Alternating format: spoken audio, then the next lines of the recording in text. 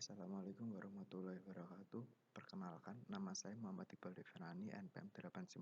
Di sini saya akan menjelaskan tentang klasifikasi dan clustering. Yang pertama yaitu, apa itu klasifikasi? Klasifikasi adalah pemrosesan untuk menemukan sebuah model atau fungsi yang menjelaskan dan mencirikan konsep atau kelas data untuk kepentingan tertentu. Selain itu, klasifikasi adalah teknik belajar yang diawasi di mana suatu set pelatihan dan pengamatannya didefinisikan dengan benar tersedia. Tujuan dari klasifikasi. Tujuan dari klasifikasi adalah tujuan dari proses klasifikasi ini mirip dengan clustering, yaitu kita ingin membagi dataset ke dalam beberapa kelompok. Namun, yang membuatnya berbeda adalah dalam klasifikasi kita memberitahu kepada mesin atau algoritma kita pembagian kelompoknya, atau dengan kata lain kita mengajari mesin cara membagi kelompoknya. Teknik klasifikasi. Teknik klasifikasi ada beberapa jenis teknik. Antara lain yang pertama yaitu logistic regression, yang kedua Gainer's burst, yang ketiga support vector machine, yang keempat Navier Bayes, yang kelima decision tree classification, dan yang keenam adalah random forest classification. Algoritma klasifikasi. Di sini saya memakai algoritma klasifikasi model Navier Bayes, yaitu klasifikasi statistik yang dapat digunakan untuk memprediksi suatu kelas model.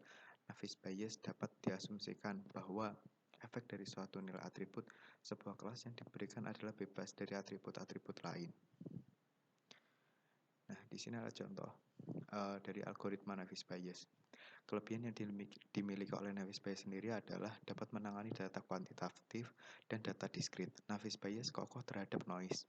Navier Bayes hanya memerlukan sejumlah kecil data pelatihan untuk mengestimasi parameter yang dibutuhkan untuk klasifikasi. Navier Bayes dapat menangani nilai yang hilang dengan mengabaikan instansi selama perhitungan estimasi peluang. Navier Bayes cepat dan efisiensi ruang. Kekurangan Navier Bayes sendiri adalah tidak berlaku jika probabilitas kondisinya adalah 0. Apabila 0, maka probabilitas prediksi akan bernilai 0 juga.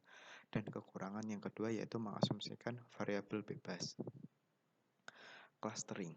Clustering atau clusterisasi adalah salah satu alat bantu pada data mining yang bertujuan mengelompokkan objek-objek ke dalam cluster.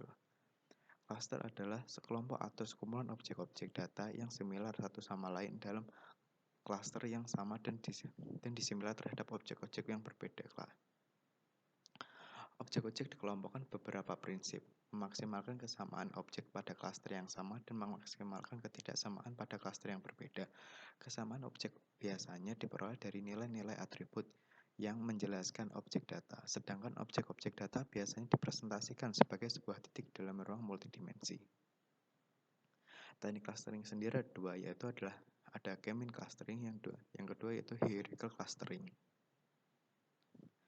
Ini ada salah contoh algoritma clustering. Di sini saya menggunakan algoritma clustering yang K-means. Algoritma K-means adalah algoritma clustering yang paling populer dan banyak digunakan dalam dunia industri. Algoritma ini disusun atas dasar ide yang sederhana. Pada awalnya ditentukan beberapa cluster yang akan dibentuk. Sebarang objek atau elemen pertama dalam cluster dapat dipilih untuk dijadikan sebagai titik tengah atau centroid point cluster. Algoritma K-means selanjutnya akan melakukan pengulangan langkah-langkah berikut sampai terjadi kestabilan atau tidak ada objek yang dapat dipindahkan. Algoritma yaitu yang pertama itu menentukan koordinat titik tengah setiap cluster, yang kedua menentukan jarak setiap objek terhadap koordinat titik tengah, yang ketiga adalah mengelompokkan objek-objek tersebut berdasarkan pada jarak minimumnya. Perbedaan klasifikasi dan clustering. Perbedaan klasifikasi dan clustering yaitu yang untuk klasifikasi sendiri yaitu yang pertama bertujuan memetakan satu titik data ke dalam satu kelas yang telah ditentukan sebelumnya. Yang kedua dilakukan secara supervised, artinya algoritma pembelajaran untuk melakukan klasifikasi diberikan contoh titik data tersebut dipetakan. Yang ketiga, contoh algoritma untuk klasifikasi yaitu logistic regression. Untuk clustering sendiri yang pertama yaitu bertujuan untuk mengelompokkan titik-titik data yang berdekatan dan memisahkan dengan kelompok lain yang berjauhan dalam satu ruang.